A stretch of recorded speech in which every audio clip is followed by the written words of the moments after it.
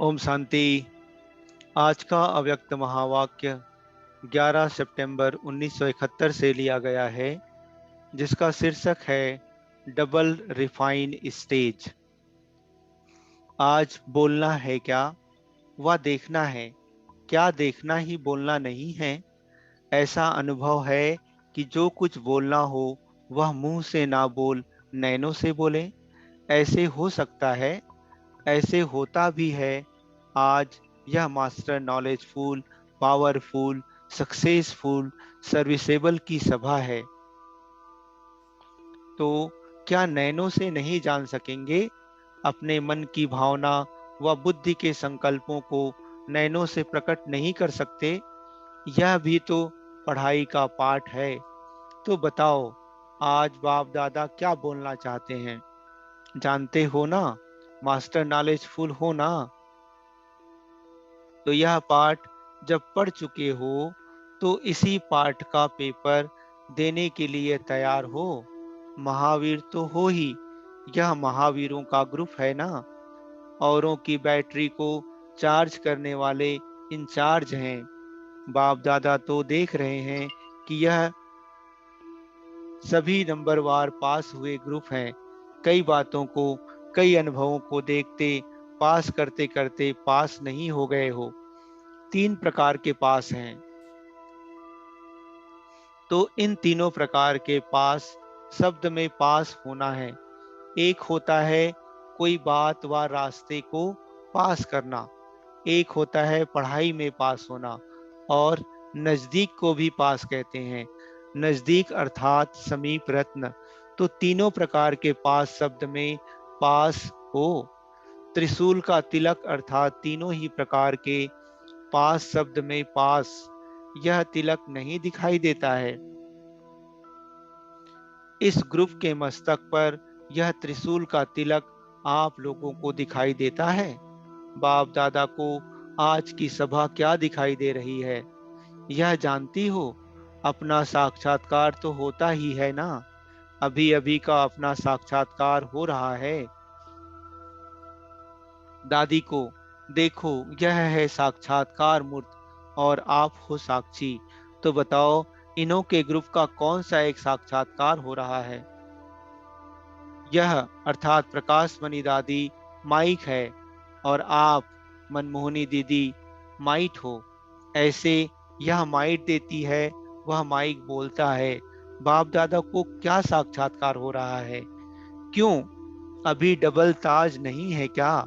अगर double crown धारण नहीं करेंगे तो भविष्य में भी डबल क्राउन तो मिल ही नहीं सकता। तो आज डबल ताजधारी, तिलकधारी, तख्त नसीन राज ऋषि दरबार देख रहे हैं। भविष्य की दरबार तो इस दरबार के आगे फीकी लगती है।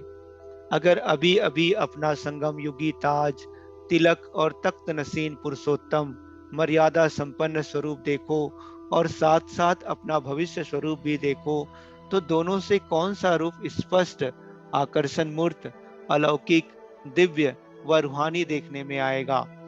अभी का व भविष्य का? तो अपने स्वरूपों का सदा साक्षात्कार करते और कराते हो, कि अभी पर्दे के अंदर तैयार हो रहे हो, स्टेज पर नहीं आए हो? वर्तमान समय स्टेज पर किस रूप में रहते हो?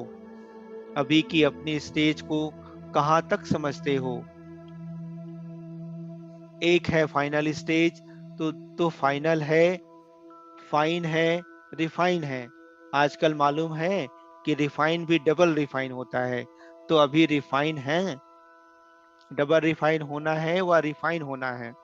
एक बार का रिफाइन तो पूरा हो गया ना, अभी डबल रिफाइन होने आए हो। फाइनल की डेट कौन सी है?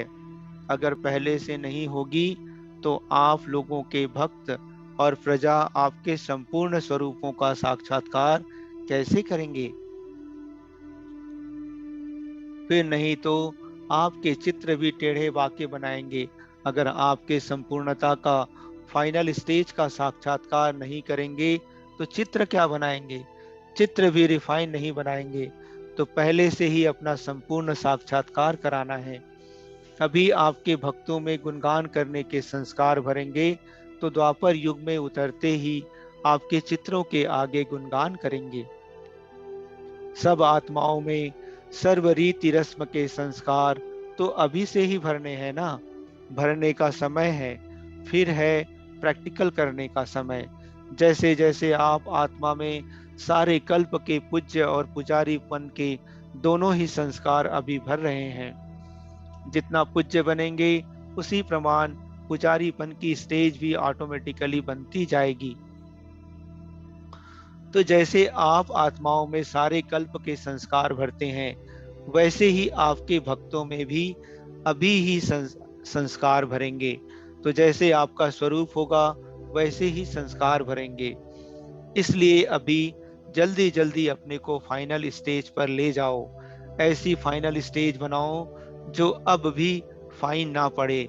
जो डबल रिफाइन हो जाएंगे, उनको फाइन नहीं पड़ेगा। फाइनल वाले का कोई फाइल नहीं रह जाता। इसलिए जो भी कुछ फाइल रहा हुआ है, उसको खत्म करो। अगर महावीरों को भी फाइन भरना पड़े तो महावीर ही क्या। इसलिए सुनाया कि आज बोलना नहीं है, इशारे से ही समझने वाले हैं। यह तो ताज तख्त नसीन ग्रुप है, तो वह सुनने से कैसे समझेंगे। अगर अभी भी कहने से करेंगे, तो कहने से करने वाले तो मनुष्य होते हैं। आप लोग तो देवताओं से भी श्रेष्ठ हो। ब्राह्मण कहो व फरिश्ते कहो, फरिश्ते इशारे से समझते हैं, फर्श निवासी कहने से समझते हैं। अच्छा, बाप दादा इस ग्रुप को सारे विश्व के सामने क्या समझते हैं? जो हो वही बताना है।